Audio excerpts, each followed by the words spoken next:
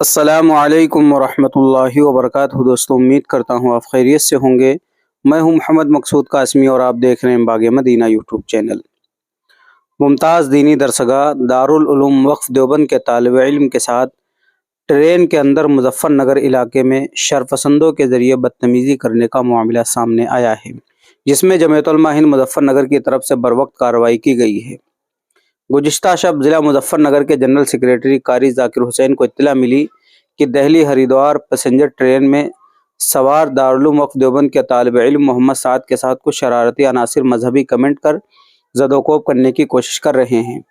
یہ خبر ملتے ہی قاری ذاکر حسین نے فوری طور پر اعلیٰ افسران سے رابطہ کر صورتحال سے آگاہ کرایا اور ایک وفد حافظ محمد اکرام، مفتی محمد بلال، محتمم مدرسہ حفظ قرآن سوجڑو، محمد مزمل، قاری محمد صادق وغیرہ کے ہمراہ تھانہ ریلوے اسٹیشن مظفر نگر پہنچے۔ وہاں پہنچ کر معلوم ہوا کہ ٹرین مظفر نگر کراس کر چکی ہے، جس پر انہوں نے تھانہ انچارج سندیپ شرما کے ذریعے ریلوے اسٹیشن تھانہ دیوبند کو مطلع کرایا۔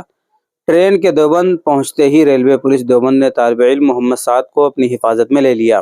اس پورے معاملے کی اطلاع ضلع سہارنپور کے جنرل سیکریٹری سید ذہین احمد کو دی گئی ہے، جس پہ انہوں نے جمعیت علماء کا وفد مولانا محمود قاسمی کی سرپرستی میں تھانہ ریلوے اسٹیشن دیوبند بھیجا اور طالب علم محمد سعد کو اپنی سپردگی میں لیا۔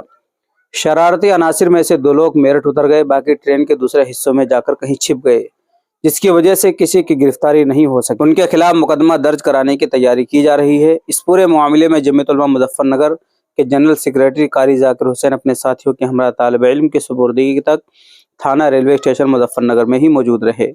تقریباً 12:30 بجے طالب علم محمد سعد کو جمعیت علماء ضلع سہارنپور کے کارکنان کے سپرد کرا کر واپس ہوئے۔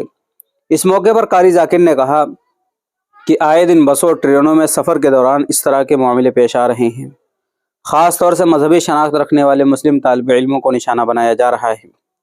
حکومت کا چاہیے کہ وہ اس جانب متوجہ ہو اور مسافروں کی حفاظتی انتظامات کو یقینی بنانے، اور جو لوگ ایک پلاننگ کے تحت ملک میں امن و امان کی فضا کو خراب کرنا چاہتے ہیں، ایسے شرارتی عناصر کے خلاف سخت کارروائی عمل میں لائی جائے۔ اب آپ حضرات کا اس خبر کے متعلق کیا کہنا ہے، نیچے کمنٹ کیجئے۔ پہلی بار چینل پر آئیں سبسکرائب بھی کر سکتے ہیں۔ چلیے دوستوں، پھر ملتے ہیں انشاءاللہ جلدی کسی نئے ویڈیو میں کسی نئے ٹاپک کے ساتھ۔ السلام علیکم ورحمۃ اللہ وبرکاتہ۔